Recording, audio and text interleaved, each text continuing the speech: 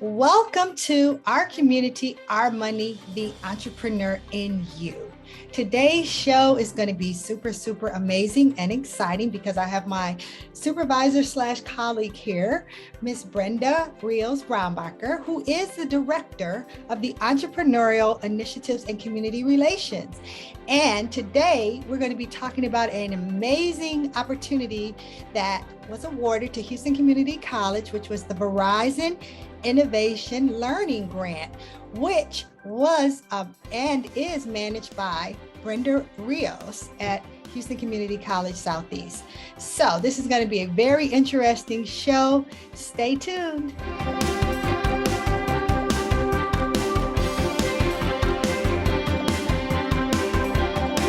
Brenda, welcome to the show. How are you?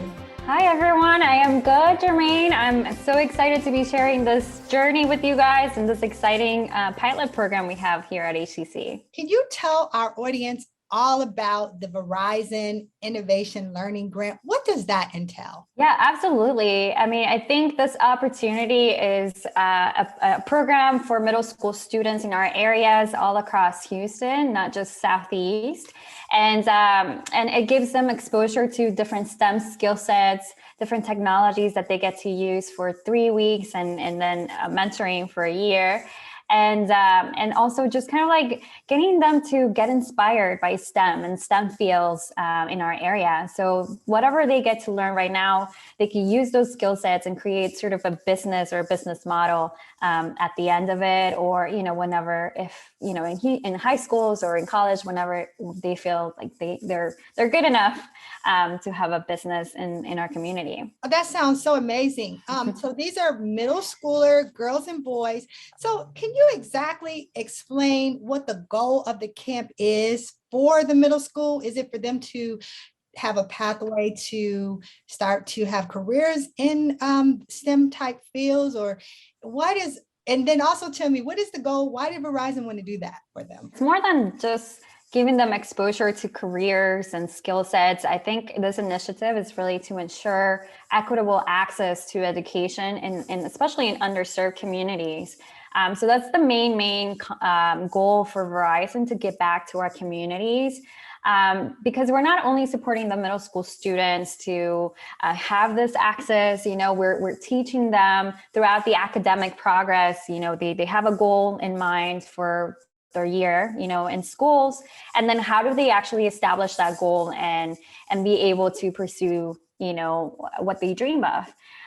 It gives them exposure to the STEM technologies, awareness of careers. We even bring in a guest speaker from Verizon just to inspire them and give them a little bit more curiosity in the fields. How do the math and sciences that they do already in school actually connect to already what they think is future technologies, but they're already here, right? So it's like, how can they get involved in those types of activities even at their age right now, and it's just so inspiring to see their growth, to see a little bit more interest now in math and sciences after the program, because they're like, oh, homework, and actually after the pandemic year, it's just so hard to connect also with other students, and so this gave them the opportunity to do so. Wow, I can see your passion, Brenda, and so contagious and exciting. So now let's get into some more detail about what type of STEM projects are the kids focused on right now in the camp. Can you give us a little bit of information on that? So there are 4 tracks that we have in our camp.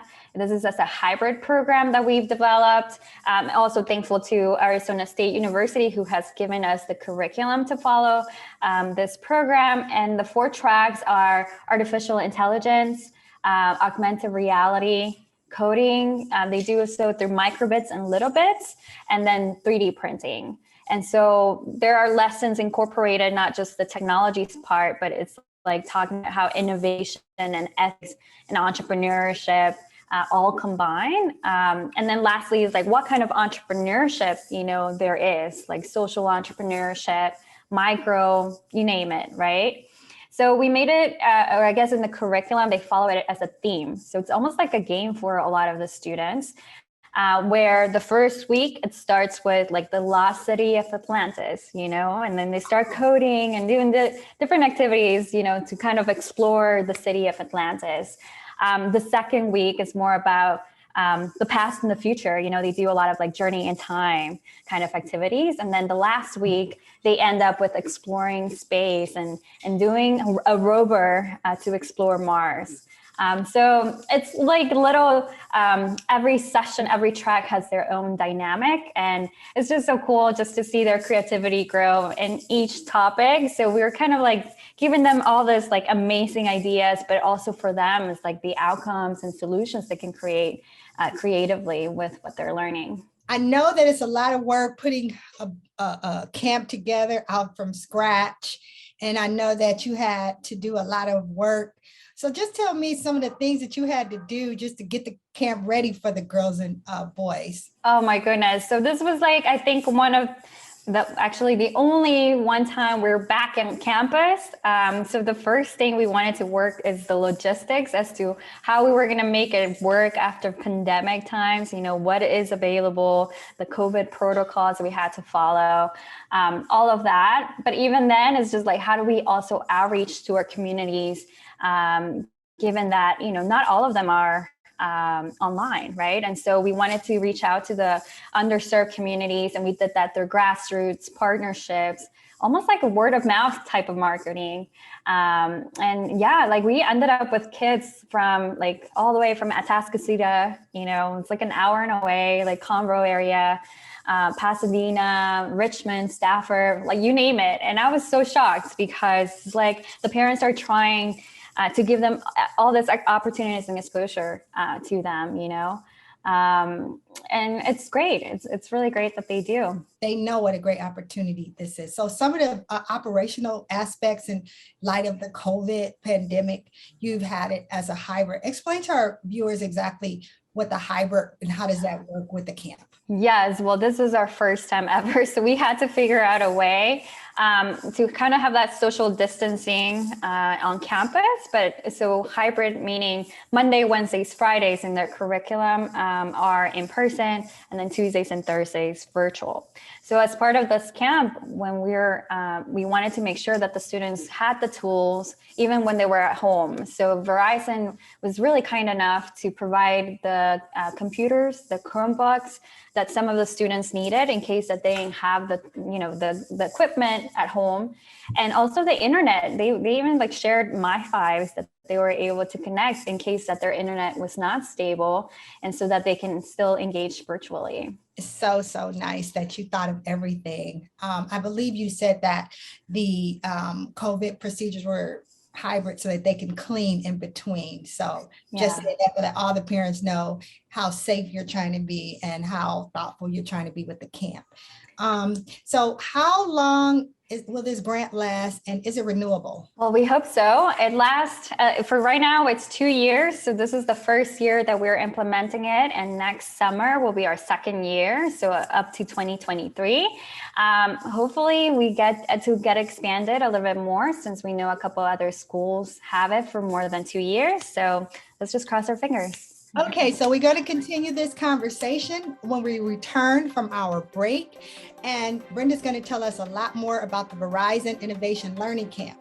The Entrepreneurial Initiatives Department has many resources and trainings to help entrepreneurs reach their goals. And also, we do things like this for the community. Visit us at our website, hccs.edu/small business for more information. We have a calendar of all of our upcoming events and other information that is designed to help you. We'll be right back.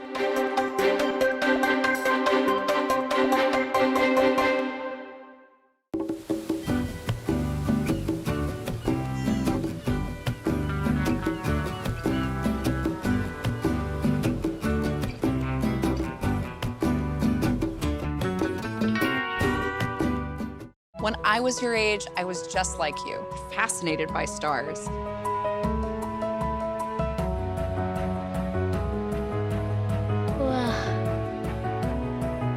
But now I get to search for life in the universe. And who knows, maybe life is looking for us too. So we're like aliens to them? Yeah, Does anyone want to be a scientist now? I do.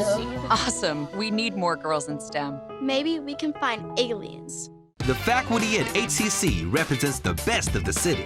They're committed to getting our students to their goals.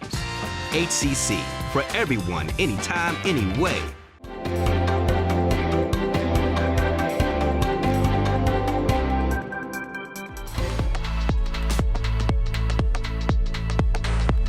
Today is the final day of the girls' 6th grade to 8th grade camp that's sponsored in part through a grant through NACE, which is a community college organization for entrepreneurship, as well as Verizon, a $300,000 grant that's going to allow us to work with these kids. For the last 3 weeks, we've had this amazing camp with Verizon Innovative Learning for Rural Young Women program. It's the first one in Houston, and I'm so excited that it's actually here at Houston Community College.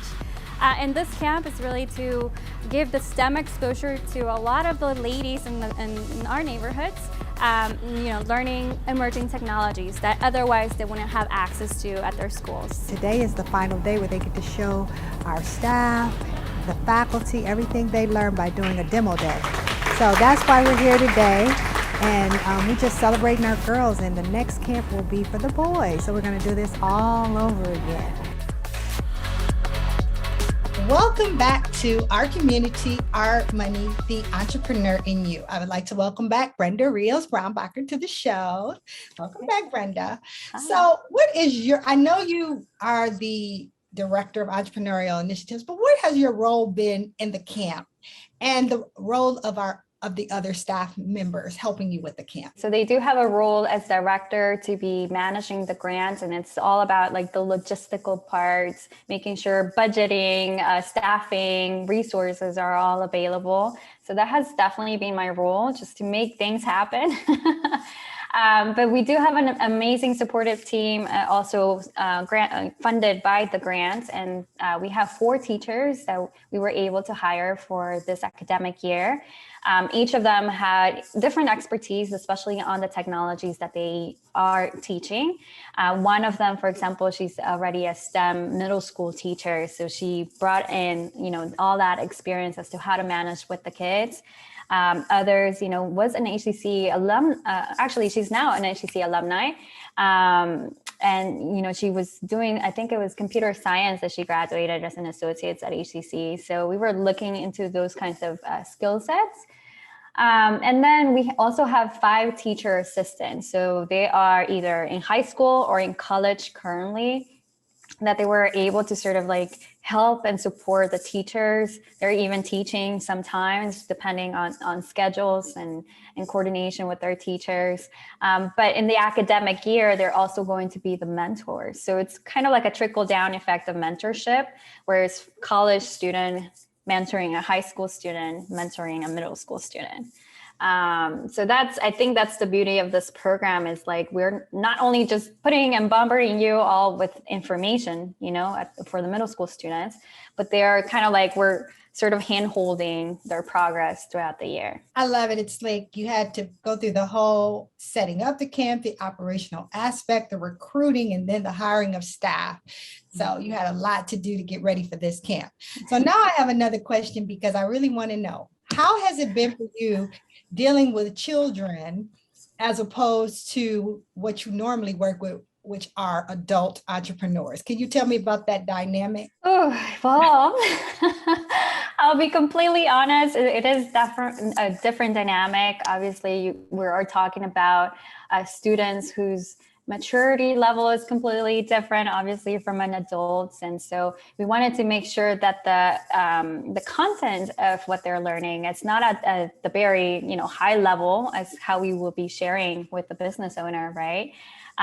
Making it like fun. That's one of the things that if students are not engaged, if it's not fun, they're not gonna engage at all. Like, they'll find loopholes and ways to find their excitement, right? So it's always very high energy, working with middle school students. But what's so lovely to be working with this group is you see a lot of creativity that I so wish a lot of the adults could come with, because they probably don't have the limitations or parameters that we put ourselves, as an adult. So it's been quite a good experience, I guess, working with the middle school students. Wow, it sounds so much fun, like to take that curriculum and make it fun for the kids. And I bet that makes it a lot fun for you and your staff. So another question I wanted to ask you is, I know they got some really cool equipment. And I want you to tell, because I don't think people realize the magnitude of the opportunity that have been presented to these young middle school students. What type of equipment and fun things have you been able to have and expose the children to? Yeah, absolutely. I mean, I think we have a variety of tools and things, equipment that Verizon supported us through this grant. We're talking about the 3D printers, they're petite, but able to print within 24-hour timeframes of what the students get to design. And they use Tinkercad as part of their software to design the 3D models. That's on the DPI track. The augmented reality, they actually have phones and goggles that they can wear to see the stories that they are creating. There's this website called CodeSpace, and they are able to create a story and share that with other colleagues and actually see the 3D model component in augmented reality. So that's pretty cool. For the artificial intelligence, there's a couple of different things, but the RVR, it's like a rover that they get to control with their phones, but also code so that the rover knows exactly sort of the path they have to follow, just given the code. So that's actually very, very hard. I even tried it myself. Then I don't have the experience of being a computer scientist or anything like that, but I feel like it's quite advanced for somebody who's trying to just get it started. So I'm very impressed by the progress from the students. And then the last part, the Smart Solutions track, there's this thing called the microbits. It's also sort of like a chip that you can see probably in inside your computers. It's also kind of connected with circuits and being able to code so that they have sensors, maybe the traffic lights, they have different lights, and they are able to control those traffic lights. You name it, it's just little things. So they have microbits and they have little bits. And so even if you Google those or YouTube them, you can definitely see all the magic that goes on with those types of equipment. Okay, I love all that equipment. I wish I could get my hands on some of that. So in addition to all the fun science they're learning and how to do all of these wonderful things, what else do you really want the students to learn and get from their experience at the camp? Yeah, I think it's also the soft skills. We talk a lot about curriculum and about the transition going back to virtual, and some of the soft skills to be able to communicate and engage with other team members, other students. It's one of the things we've observed this summer. It was a hard transition for so many of them. You would think 1 year it's probably not enough, but they were so I guess hesitant to even talk to each other. And that was at the beginning, right? At the end of the camp, it's just so hard for them to stay silent when we are asking for silence or for their attention. So they adapt and absorb quickly. But I think that's one of the skill sets that I loved observing in this camp, is that they were able to communicate, get to feel comfortable, even after or during pandemic time, while sort of distancing and making sure that they're safe, of course. They're just very resilient. I think this generation has it differently than we grew up with. Wonderful. The socialization aspect of it is such a great opportunity. We're going to continue this conversation in our next segment because it's so very interesting. Just please remember that the Entrepreneurial Initiatives Department has so many areas under its department to reach students and entrepreneurs. You can find out about all of these opportunities, as I always say, go to our website at hccs.edu/small business. We have calendars, we have information, we have everything you need. We'll be right back.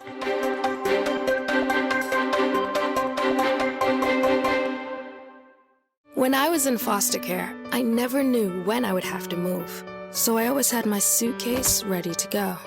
Then one day, I was adopted. My new parents opened their hearts and home to me. My parents cook my favorite breakfast for me every morning. My parents take me on trips I never thought I would go on. They gave me a home and an even better reason to use that suitcase. My parents aren't perfect, but they're perfect for me. Natural disasters are a fact of life in the U.S. And between activities and school, chances are you won't be with your kids when they happen. Will they know what to do? Ready.gov/kids can help your children feel prepared, not scared. So talk with your family today. The faculty at HCC represents the best of the city. They're committed to getting our students to their goals. A 4-year degree. Workforce training. A better life. HCC, for everyone, anytime, anyway.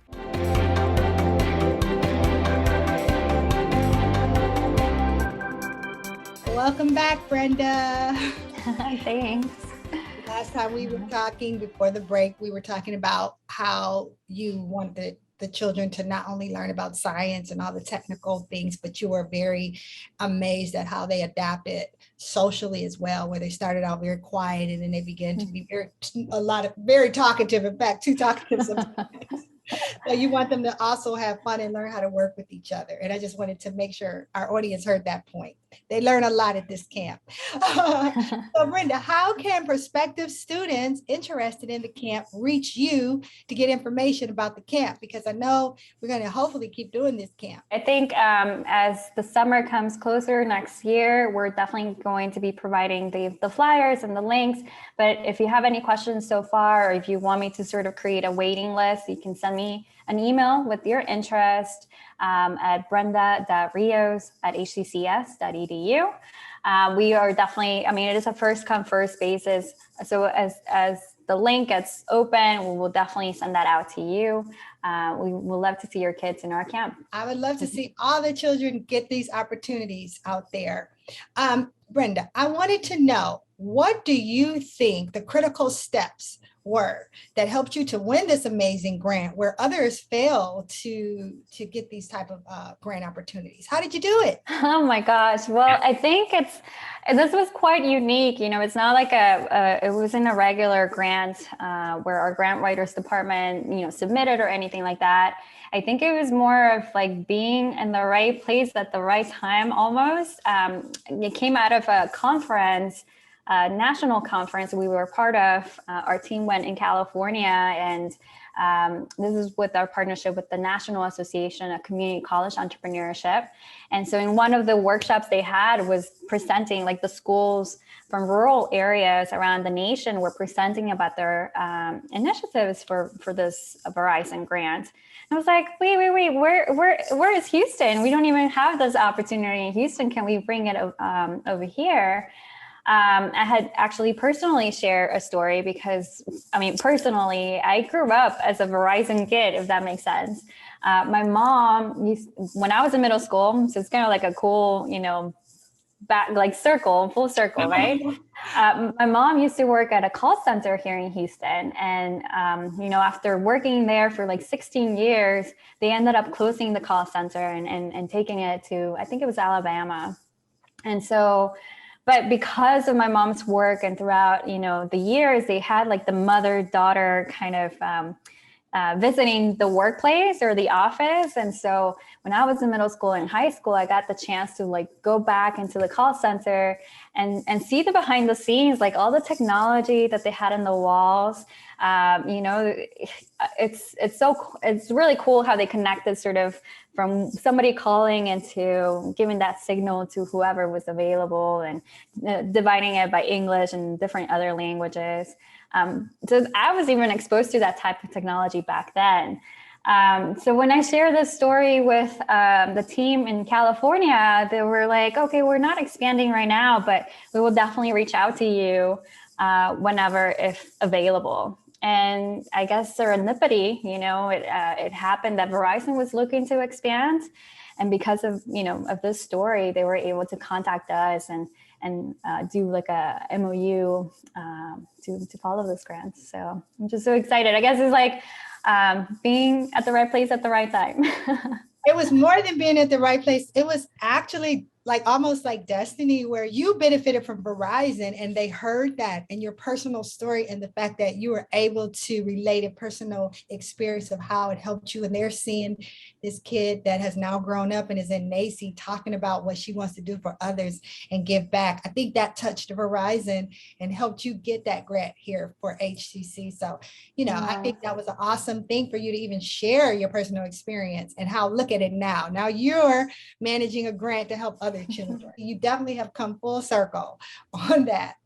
So I want to keep on talking about the camp because the camp is so wonderful. So in addition to all of the technical things, what fun things have you done and incorporated in the camp? We got the chance to do a field trip in one of our community resource. It's called the East End Maker Hub. They're just launched literally this year. It's a huge building where we have an association, a nonprofit called TXRX. They're like a maker space. And so our kids were able to see the kind of skill sets they're learning in the camp, an actual place where you see small business owners using those kinds of a much more advanced tools and equipment that they have, like you name it, like they have like how to cut leather, welding, how do you call it? Like circuits, 3D printers that are so huge that could like do like a dinosaur head, or a dog. And so the kids were so just curious because they were like, oh, you use Tinkercad? We do too. So they got a chance to see a little bit of that outside HCC. And then the rest of the half day, they ended up going to another campus as well at HCC West Loop campus, where our digital technology department was able to share with them the lab that we have, the innovation lab. They have sort of like a gaming room, and they were like, can we play the games? And we were like, no, you have to actually apply for the classes to be able to code them and then play the game. And so many of them have that now in mind. We do have the programming like dual credit. So when they get to high school, they get to do high school and then their associate's degree, get to apply for a certificate, you name it, like the exposure for the different certifications we have at HCC that could be of interest. We share that with the students. And I also heard you let them have exercise time. And I also heard Swoop made a visit. So I think that these kids are having a blast. But we got to get to demo day. We had a demo day for the girls. And I just want you to kind of briefly tell our audience what demo day is and how that rounded everything up and how we're going to be doing it again in a few days. Absolutely. So demo day, it's finally like the graduation where the family members and the friends of our kids get to come and join and see the magic behind of what they've done for the past 3 weeks. Again, it's really cool because now we get to see the students teach their family members what they've learned throughout the 3 weeks. Is like giving back also to their family members, and then just showcase what they've done. All the cool stories they've created on their software, the 3D printer figures that they've done, how did they coded the rover, teaching the parents how to even control it with their cell phones. And then lastly, like how do you create the microbits and little bits to do something cool from it, So wow. we'll be having that for the boys as well. And that's going to be soon. And we'll send out all the information for that. Brenda, thank you so much, because it sounds like that was the day for them to show off what they learned at the camp. And I want to thank you so much for being here today. And as always, I would like to share a motivational tip for kids in STEM. The important thing is to never stop questioning. And that's from Albert Einstein, short but powerful. Thanks for watching Our Community, Our Money, the Entrepreneur in You.